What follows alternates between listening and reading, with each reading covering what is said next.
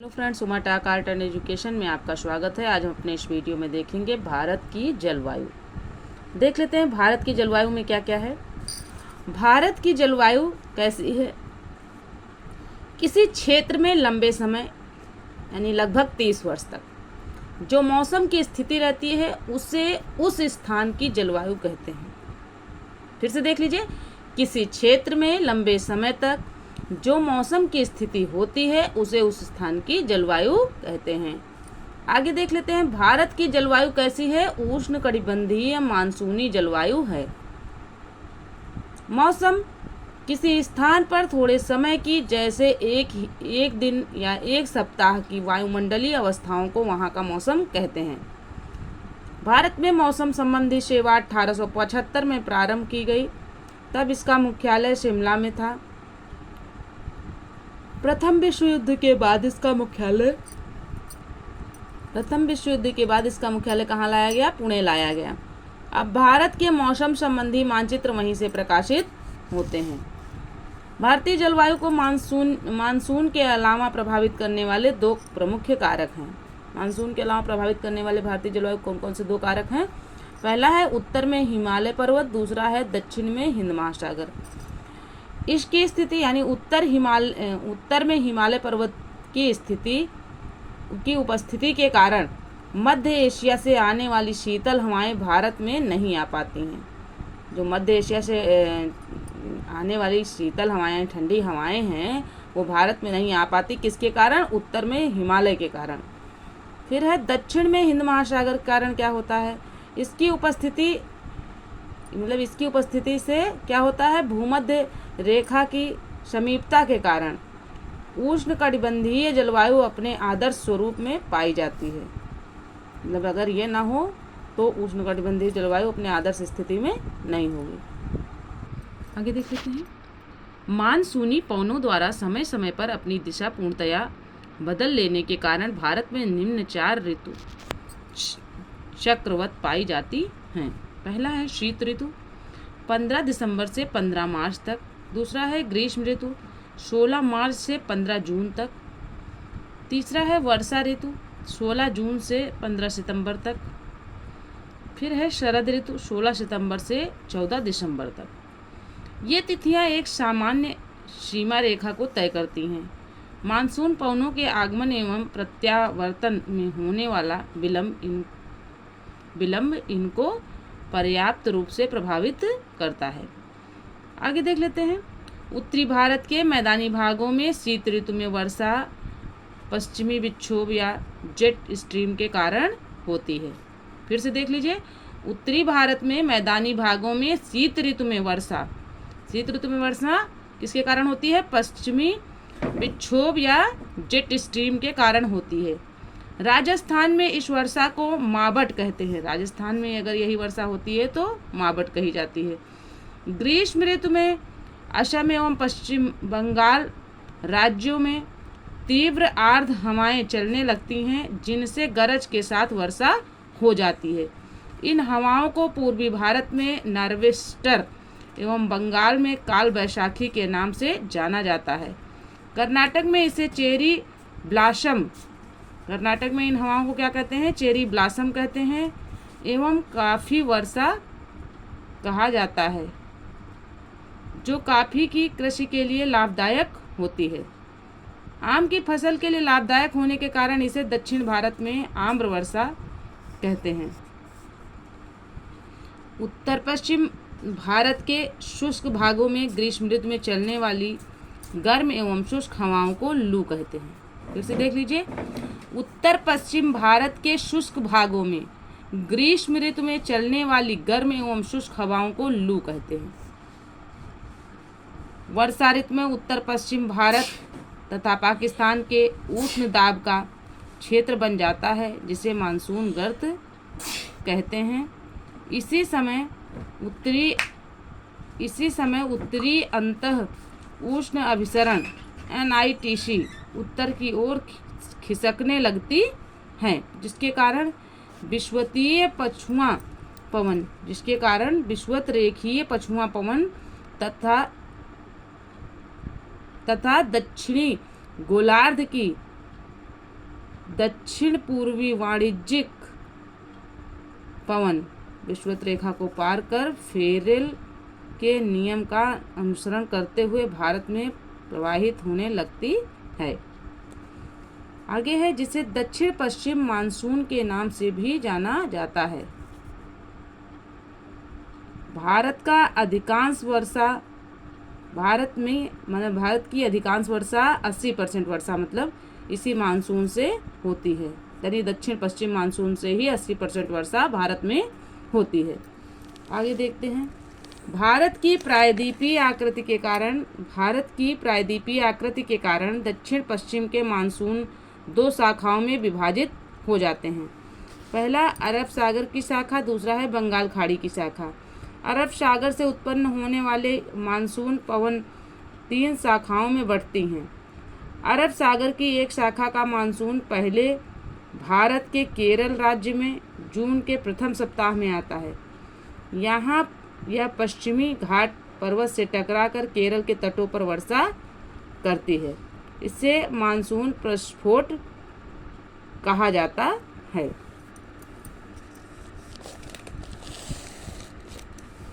आगे देख लेते हैं। अरब सागर से उठने वाली मानसून की दूसरी शाखा मुंबई के उत्तर में नर्मदा और ताप्ती नदियों की घाटियों से होकर मध्य भारत में दूर तक वर्षा करती हैं। छोटा नागपुर पठार में इस शाखा से 15 सेंटीमीटर वर्षा होती है।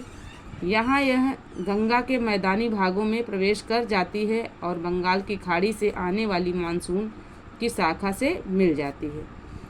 अरब सागर मानसून की तीसरी शाखा सौराष्ट्र प्रायद्वीप और कच्छ से टकराती है। वहाँ से यह अरावली के साथ पश्चिमी राजस्थान को लांघती है और बहुत ही कम वर्षा करती है, क्योंकि अरावली पर्वत इन मानसूनी हवाओं के समानांतर पड़ती हैं। पंजाब और हरियाणा में भी यह बंगाल की खाड़ी से आने वाली मानसून की शाखा से मिल जाती हैं। ये दोनों शाखाएं एक दूसरे के सहारे प्रबलित होकर पश्चिमी हिमालय विशेष रूप से धर्मशाला में वर्षा करती हैं। गारो खासी एवं जैंतिया पहाड़ियों पर बंगाल की खाड़ी से आने वाली हवाएं दक्षिण पश्चिम मानसून की शाखा अधिक वर्षा लाती हैं। यानी कहने का मतलब गारो खासी एवं जैंतिया पहाड़ियों पर बंगाल की खाड़ी से आने वाली हवाएं अधिक वर्षा लाती हैं, जिसके कारण यहाँ स्थित मासिनराम मेघालय विश्व में सर्वाधिक वर्षा प्राप्त करने वाला स्थान है। यानी सबसे ज़्यादा वर्षा कहाँ होती है? मेघालय के मासिनराम में वर्षा होती है। सबसे ज़्यादा विश्व में सर्वाधिक वर्षा कहाँ होती है? मेघालय के मासिनराम में। लगभग कितनी वर्षा होती है? 1141 सेंटीमीटर। मानसून की अरब सागर शाखा तुलनात्मक रूप से अधिक शक्तिशाली होती है। दक्षिण पश्चिम मानसून लाए गए कुल आर्द्रता का 65% भाग अरब सागर से एवं 35% भाग बंगाल की खाड़ी से आता है। आगे देख लेते हैं। मौसम के अनुसार वार्षिक वर्षा का वितरण देख लेते हैं कैसा है। वर्षा का मौसम, समयावधि और वर्षा। दक्षिण पश्चिम मानसून जून से सितंबर 73.7%। परवर्ती मानसून काल अक्टूबर से दिसंबर 13.3%। पूर्व मानसून काल मार्च से मई 10%। शीत ऋतु या उत्तर पश्चिम मानसून जनवरी फरवरी 2.6%। आगे देखते हैं। तमिलनाडु तट वर्षा ऋतु में शुष्क रह जाता है। इसके लिए 2 कारक उत्तरदायी हैं। तमिलनाडु तट बंगाल की खाड़ी की मानसून पवनों के समानांतर पड़ता है। यह दक्षिणी पश्चिमी मानसून की अरब सागर शाखा के वृष्टि क्षेत्र में स्थित है। अगला है मानसून का निवर्तन। मानसून के पीछे हटने या लौटने को मानसून का निवर्तन कहा जाता है। सितंबर के आरंभ से उत्तरी पश्चिमी भारत से मानसून पीछे हटने लगती है और मध्य अक्टूबर तक यह दक्षिणी भारत को छोड़ शेष समस्त भारत से निवर्तित हो जाती है। लौटते हुए मानसून पौने बंगाल की खाड़ी से जलवाष्प ग्रहण करके उत्तर पूर्वी मानसून का रूप में तमिलनाडु कोरोमंडल तट पर तमिलनाडु में जाड़े के दिनों में वर्षा करती है। अब आगे देख लेते हैं एल नीनो और भारतीय मानसून। एल नीनो क्या है? एल नीनो एक जटिल मौसम तंत्र है जो हर 5 या 10 साल बाद प्रकट होता रहता है। इसके कारण संसार के विभिन्न भागों में सूखा, बाढ़ और मौसम की चरम अवस्थाएं आती हैं। पूर्वी प्रशांत महासागर में पेरू के तट के निकट उष्ण समुद्री धारा के रूप में प्रकट होती है। इससे भारत सहित अनेक स्थानों का मौसम प्रभावित होता है। एल नीनो भूमध्य रेखीय उष्ण समुद्री धारा का विस्तार मात्र है जो अस्थायी रूप से ठंडी पेरुवियन अथवा हम्बोल्ट धारा पर प्रतिस्थापित हो जाती है। क्या करती है? हम्बोल्ट धारा पर प्रतिस्थापित हो जाती है। यह धारा पेरू तट के जल का तापमान 10 डिग्री सेंटीग्रेड तक बढ़ा देती है। इसके निम्नलिखित परिणाम होते हैं।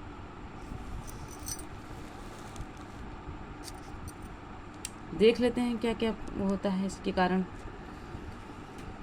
भूमध्य रेखीय वायुमंडलीय परिसंचरण में विकृति आ जाती है।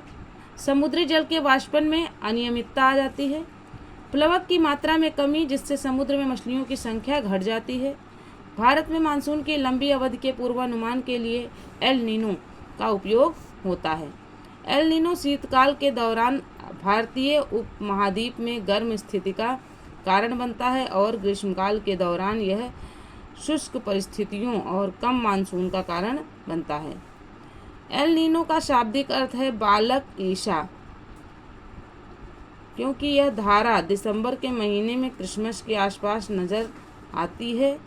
पेरू दक्षिण गोलार्ध में दिसंबर गर्मी का महीना होता है। आगे देख लेते हैं। शरद ऋतु को मानसून प्रत्यावर्तन का काल कहा जाता है।